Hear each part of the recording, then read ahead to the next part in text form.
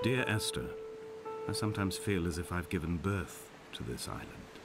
Somewhere between the longitude and latitude, a split opened up, and it beached remotely here.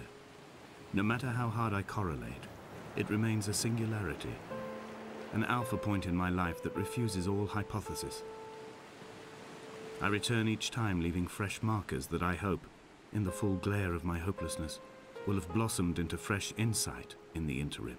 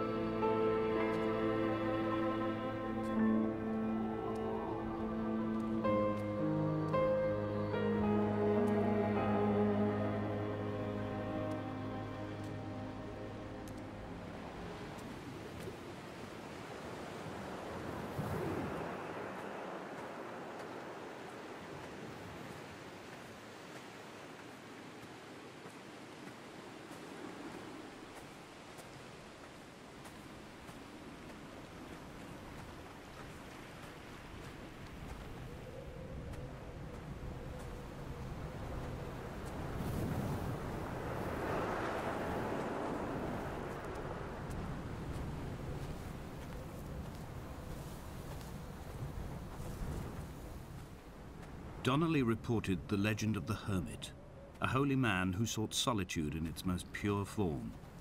Allegedly, he rode here from the mainland in a boat without a bottom, so all the creatures of the sea could rise at night to converse with him. How disappointed he must have been with their chatter. Perhaps now, when all that haunts the ocean is the rubbish dumped from the tankers, he'd find more peace. They say he threw his arms wide in a valley on the south side, and the cliff opened up to provide him shelter.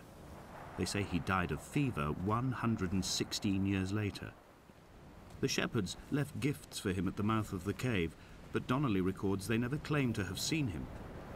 I have visited the cave and I have left my gifts, but like them, I appear to be an unworthy subject of his solitude.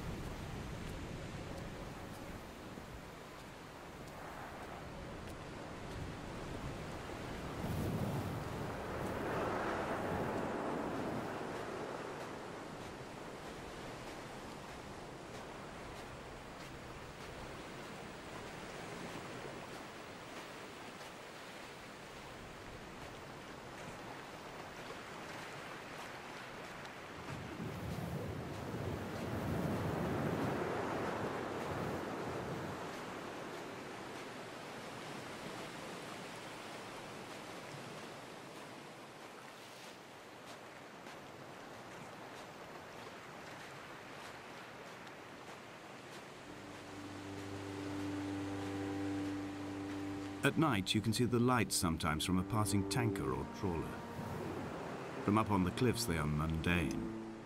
But down here, they fugue into ambiguity. For instance, I cannot readily tell if they belong above or below the waves. The distinction now seems banal. Why not everything and all at once? There's nothing better to do here than indulge in contradictions whilst waiting for the fabric of life to unravel.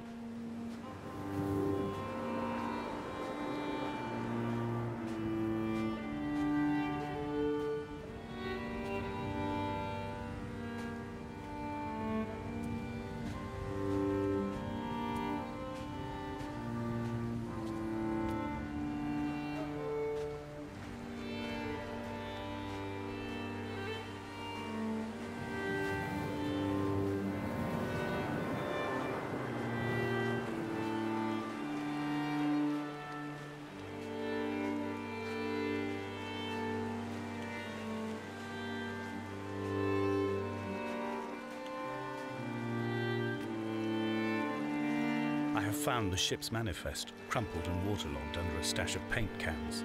It tells me that along with this present cargo, there was a large quantity of antacid yogurt bound for the European market.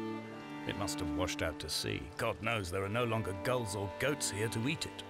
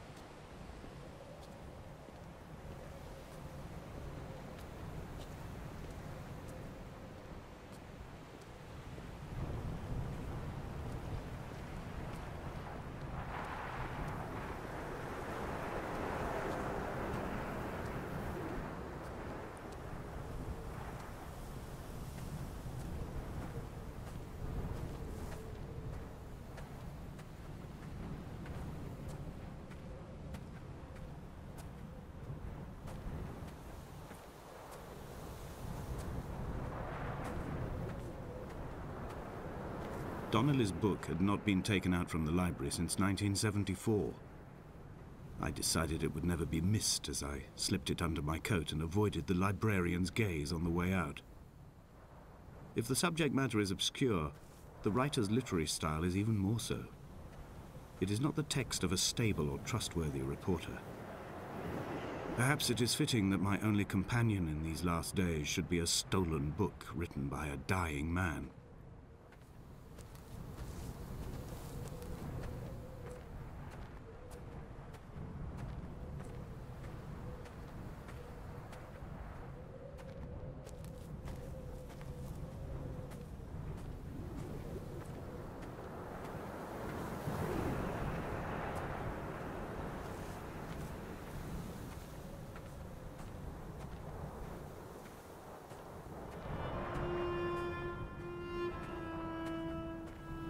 When someone had died or was dying, or was so ill they gave up what little hope they could sacrifice, they cut parallel lines into the cliff, exposing the white chalk beneath.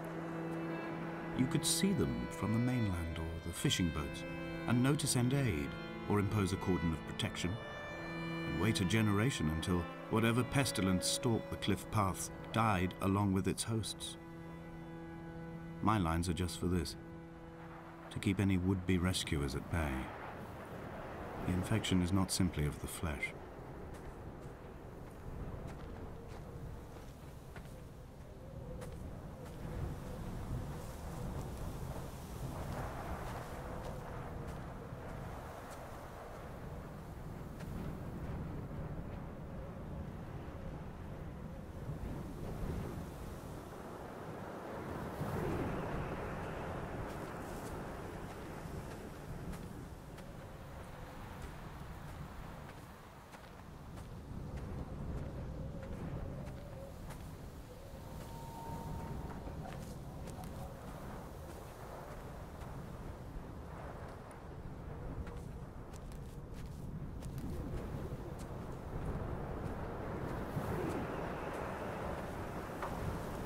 We are not like Lot's wife, you and I. We feel no particular need to turn back. There's nothing to be seen if we did. No tired old man parting the cliffs with his arms.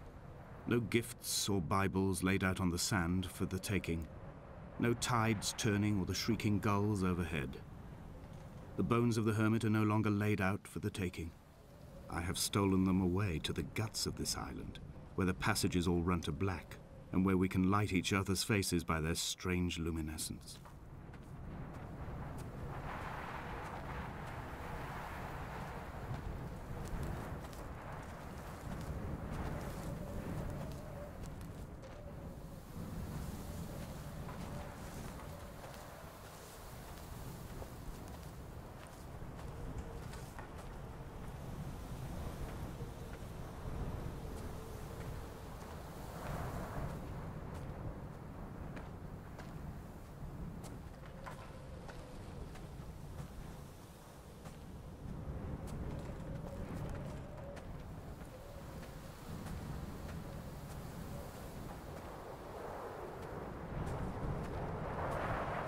Dear Esther, I met Paul.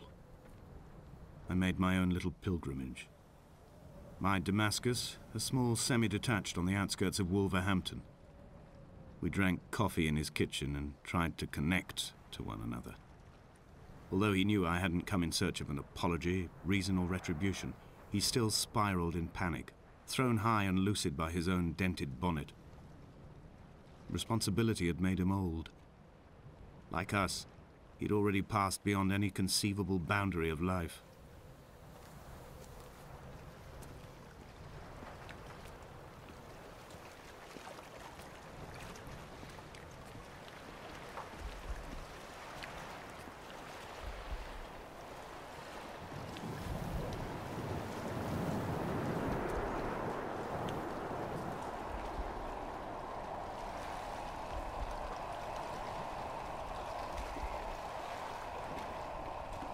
I would leave you presents outside your retreat, in this interim space between cliff and beach.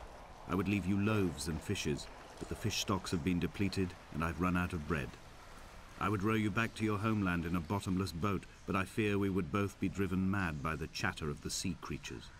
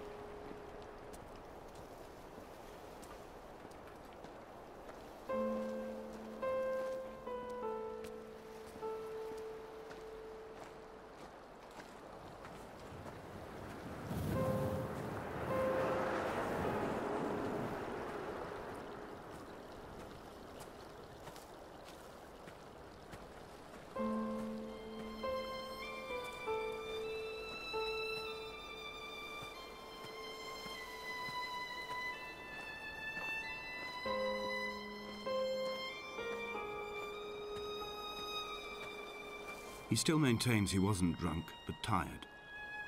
I can't make the judgment or the distinction anymore. I was drunk when I landed here, and tired too. I walked up the cliff path in near darkness and camped in the bay where the trawler lies beached. It was only at dawn that I saw the bothy and decided to make my temporary lodgings there. I was expecting just the aerial and a transmitter stashed in a weatherproof box somewhere on the mount. It had an air of uneasy permanence to it. Like all the other buildings here, erosion seems to have evaded it completely.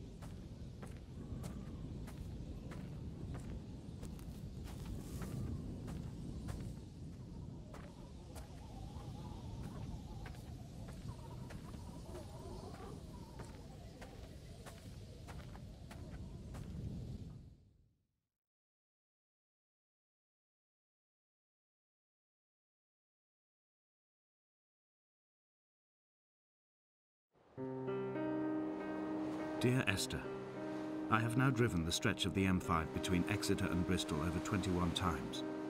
But although I have all the reports and all the witnesses and have cross-referenced them within a millimetre using my Ordnance Survey maps, I simply cannot find the location. You'd think there would be marks to serve as some evidence. It's somewhere between the turn-off for Sanford and the Welcome Break services. But although I can always see it in my rear-view mirror, I have as yet been unable to pull ashore.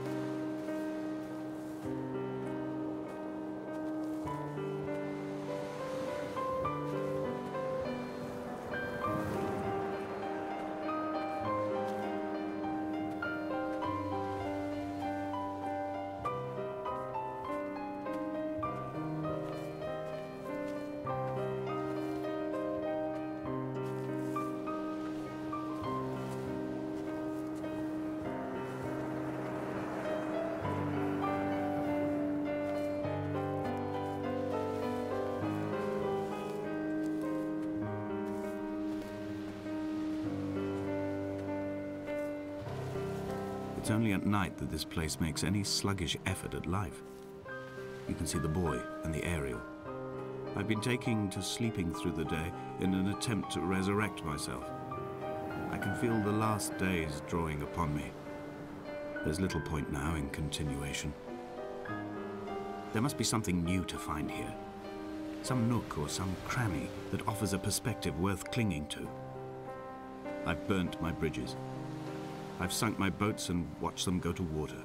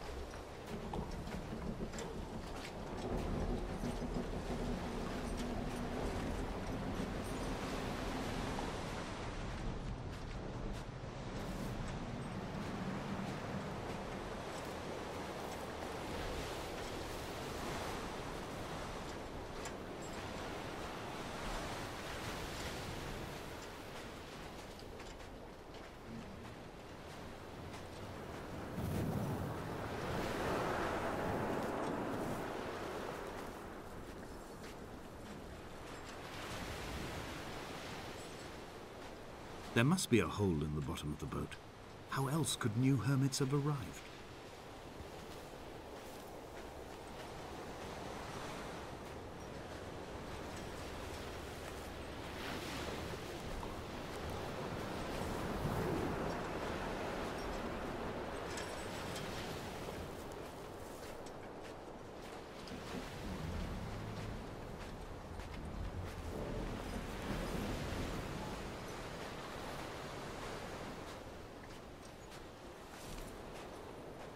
I had kidney stones and you visited me in the hospital.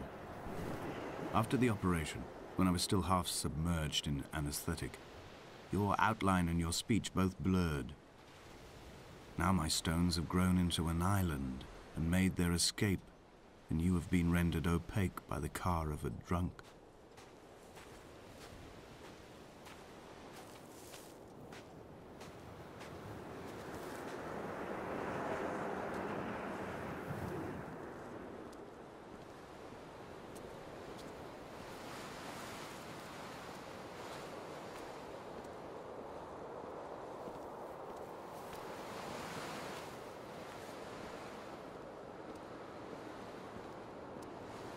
What charnel house lies at the foot of this abyss? How many dead shepherds could fill this hole?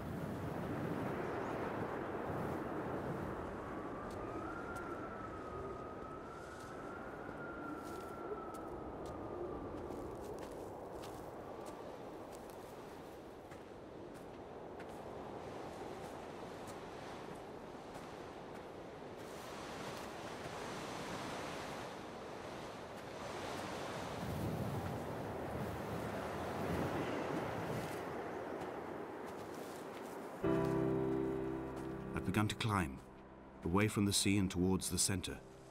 It is a straight line to the summit, where the evening begins to coil around the aerial and squeeze the signals into early silence. The bothy squats against the mount to avoid the gaze of the aerial. I too will creep under the island like an animal and approach it from the northern shore.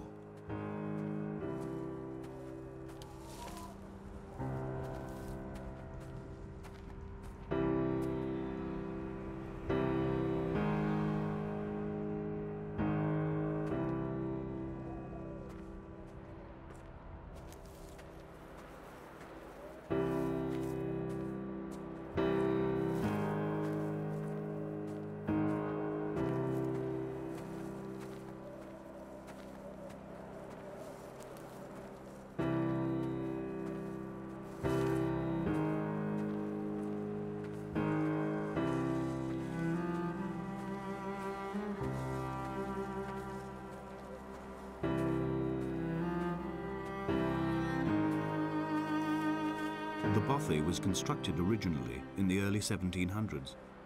By then, shepherding had formalized into a career. The first habitual shepherd was a man called Jakobsen, from a lineage of migratory Scandinavians. He was not considered a man of breeding by the mainlanders. He came here every summer whilst building the bothy, hoping eventually that becoming a man of property would secure him a wife and a lineage. Donnelly records that it did not work. He caught some disease from his malcontented goats and died 2 years after completing it. There was no one to carve white lines into the cliff for him either.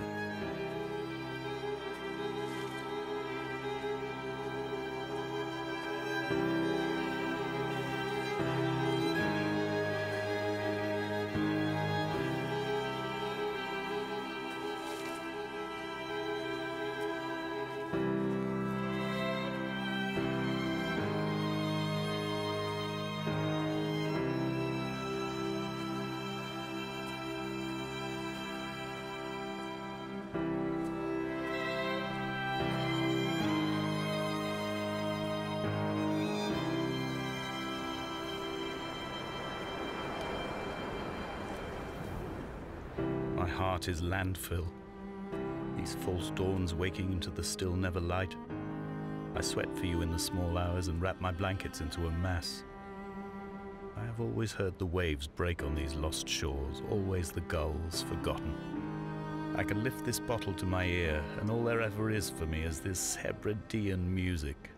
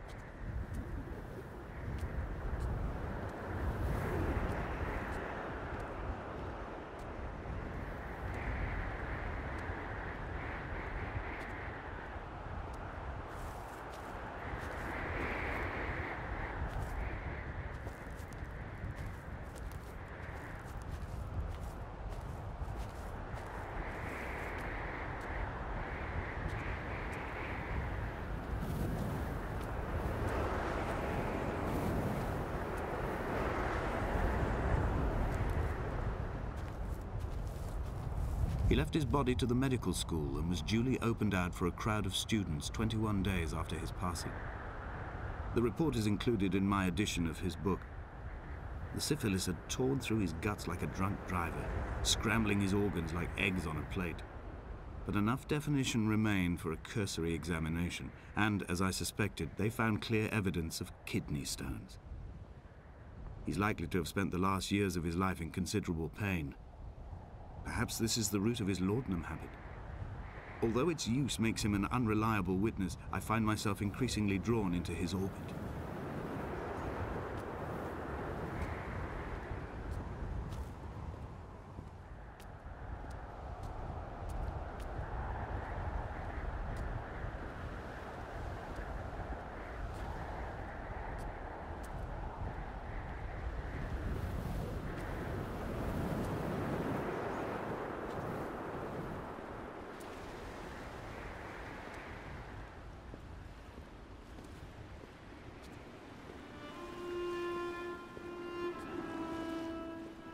They found Jakobsen in early spring. The thaw had only just come.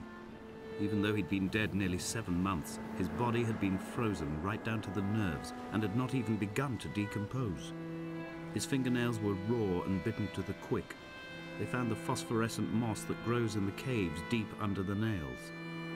Whatever he'd been doing under the island when his strength began to fail is lost. He'd struggled halfway up the cliff again, perhaps in a delirium, perhaps trying to reach the Bothy's fire before curling into a stone and expiring.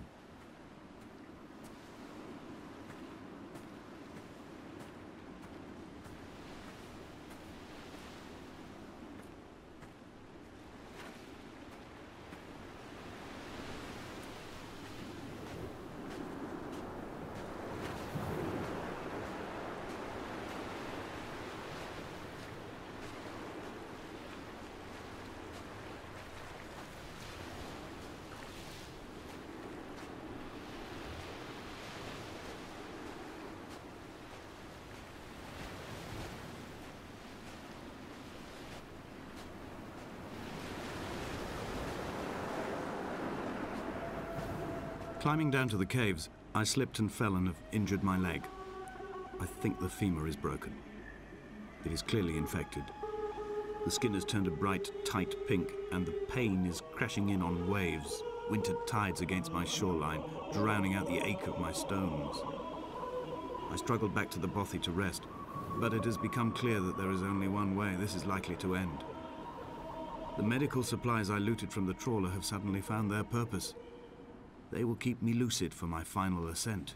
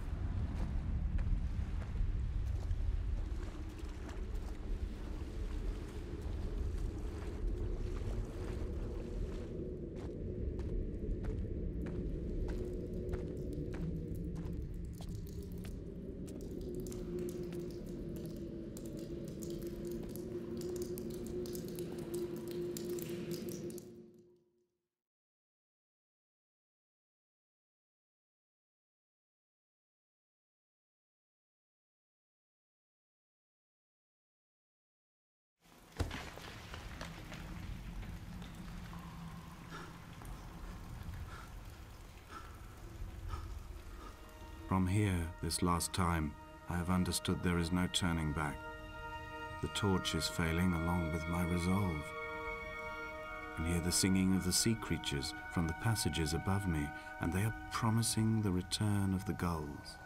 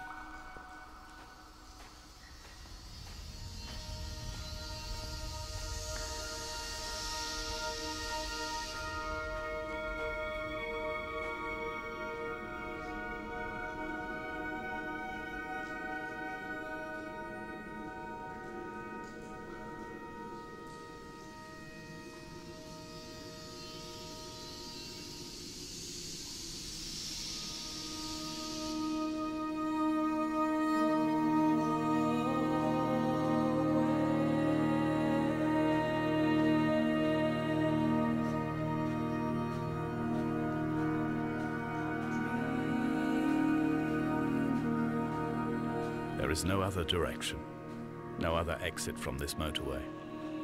Speeding past this junction, I saw you waiting at the roadside, a one last drink in your trembled hands.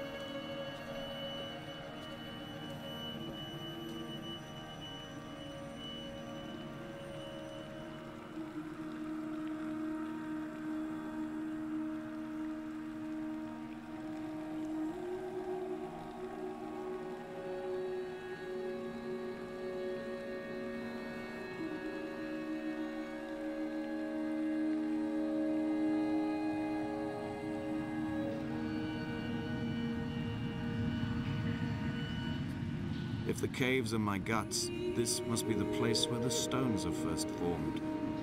The bacteria phosphoresce and rise, singing through the tunnels. Everything here is bound by the rise and fall, like a tide. Perhaps the whole island is actually underwater.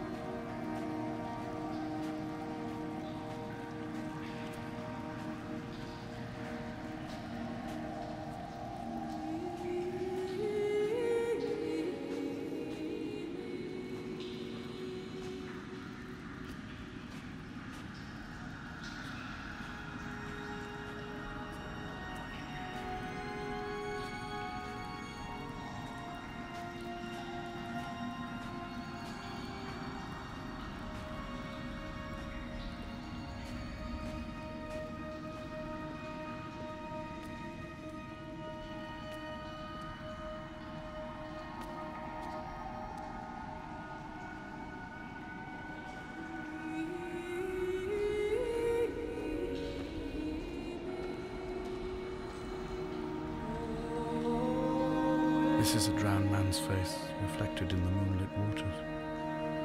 It can only be a dead shepherd who has come to drunk drive you home.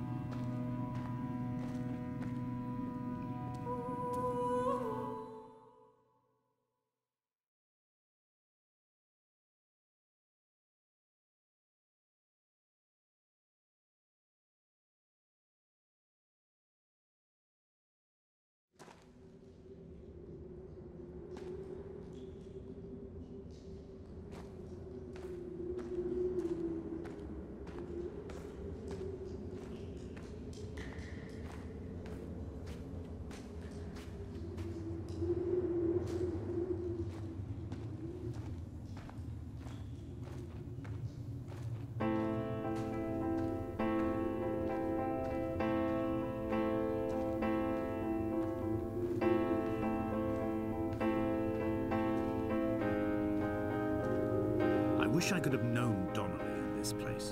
We would have had so much to debate. Did he paint these stones or did I? Who left the pots in the hut by the jetty? Who formed the museum under the sea? Who fell silently to his death into the frozen waters? Who erected this godforsaken aerial in the first place? Did this whole island rise to the surface of my stomach, forcing the gulls to take flight?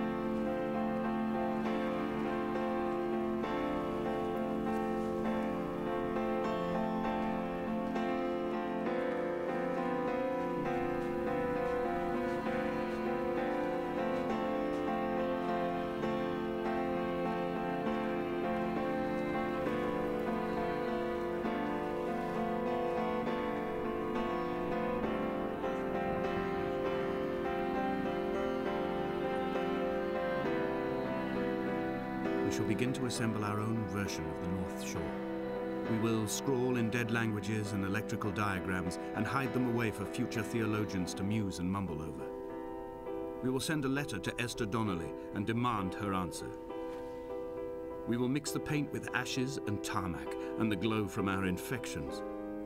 We will paint a moon over the Sanford Junction and blue lights falling like stars along the hard shoulder.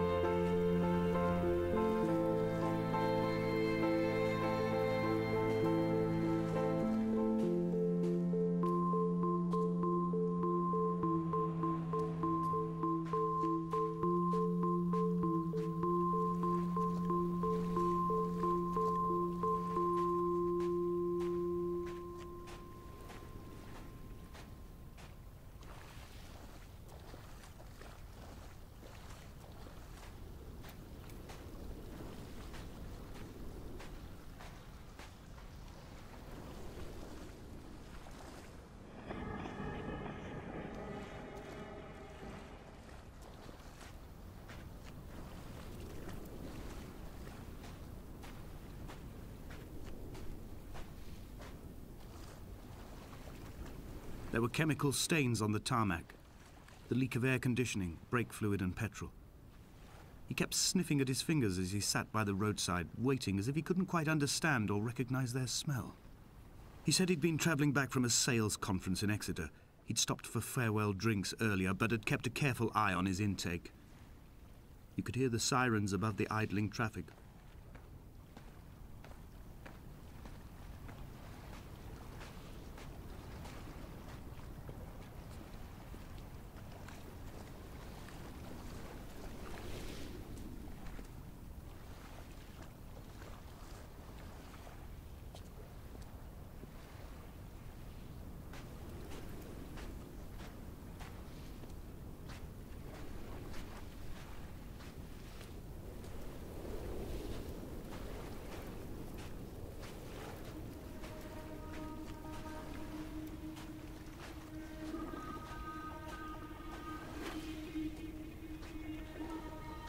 From here, I can see my armada. I collected all the letters I'd ever meant to send to you, if I'd have ever made it to the mainland, but had instead collected at the bottom of my rucksack, and I spread them out along the lost beach. Then I took each and every one, and I folded them into boats. I folded you into the creases, and then, as the sun was setting, I set the fleet to sail. Shattered into 21 pieces, I consigned you to the Atlantic, and I sat here until I'd watched all of you sink.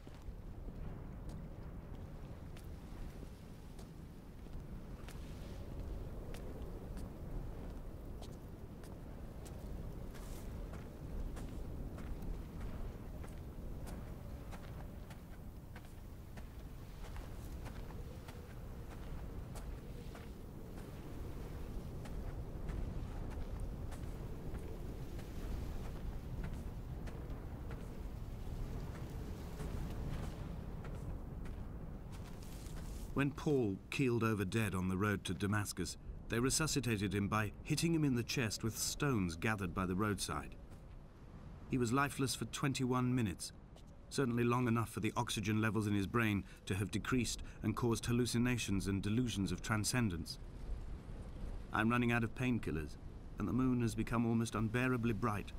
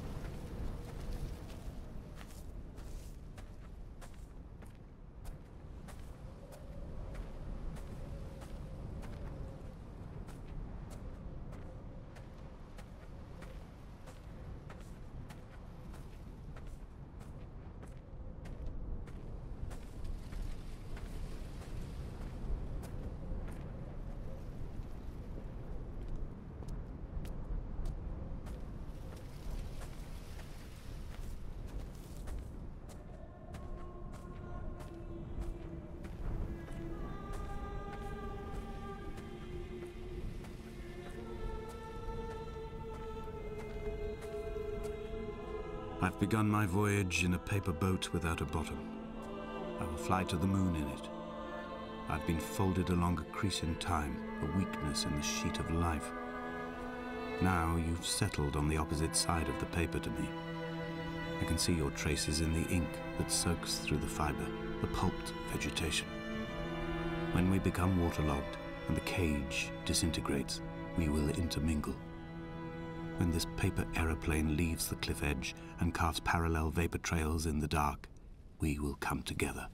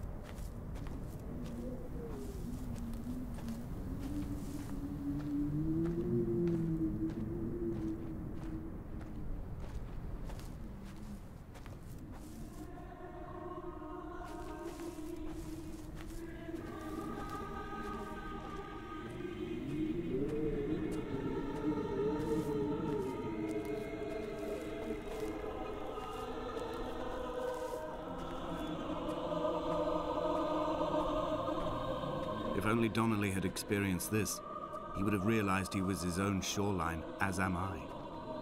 Just as I am becoming this island, so he became his syphilis, retreating into the burning synapses, the stones, the infection.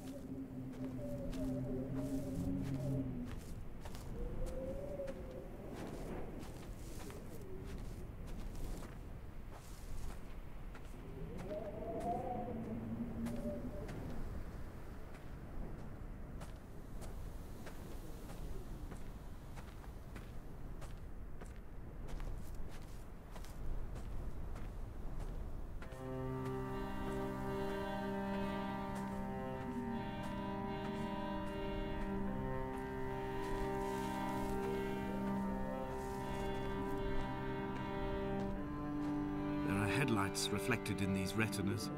Too long in the tunnels of my island without a bottom. The sea creatures have risen to the surface, but the gulls are not here to carry them back to their nests. I've become fixed, open and staring, an eye turned on itself. I've become an infected leg whose tracking lines form a perfect map of the junctions of the M5. I will take the exit at mid-thigh and plummet to my Esther.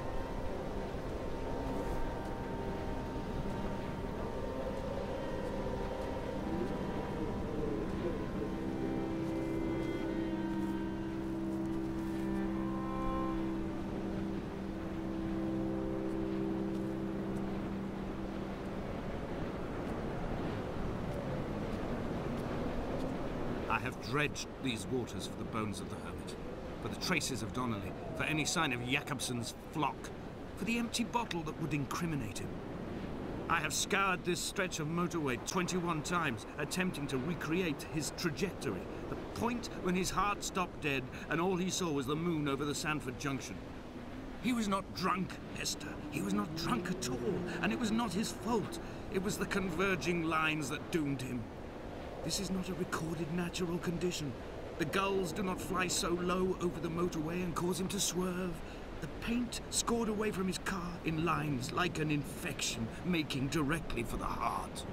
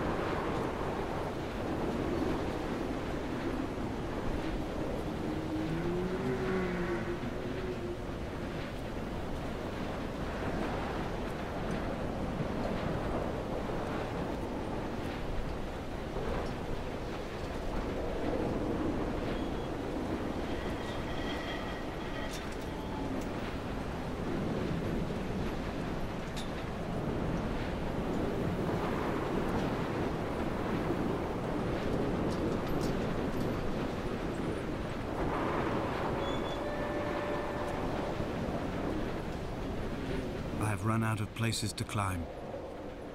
I will abandon this body and take to the air.